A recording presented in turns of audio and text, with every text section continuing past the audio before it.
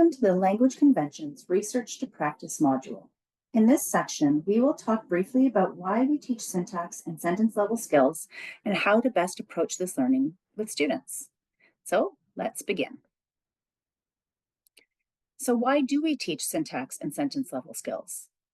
The first reason is for reading comprehension. One predictor of a text's comprehensibility is the level of the text syntax.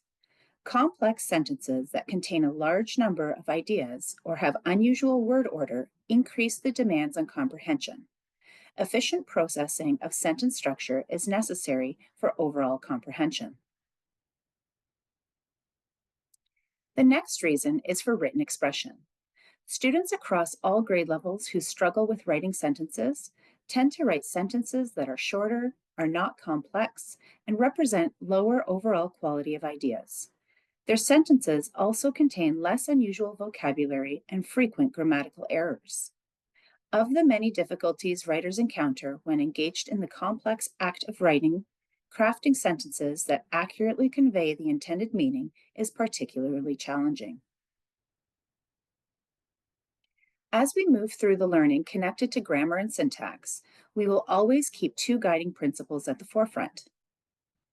The first guiding principle is that we will prioritize function and not labels. When we think about traditional methods of teaching grammar and syntax, we may think about worksheets asking students to identify parts of speech and sentences or to engage in expansion by adding their own adjectives, conjunctions, and expansions. These manufactured worksheets present two main problems with traditional instruction. First and foremost, the instruction is often limited to the memorization of the definitions of the parts, and then identification of the parts, and not the function that the words and phrases have in the context of the sentence. So, rather than memorizing the labels for words in sentences, i.e. the parts of speech or sentence types, with little consideration to meaning making, the activities should promote an approach that places an emphasis on the word function, which holds greater promise for making grammar stick.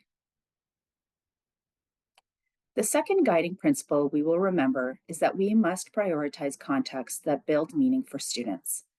The second issue with the traditional worksheet approach is that the context is never really connected to the authentic context for reading and writing that students are engaged in.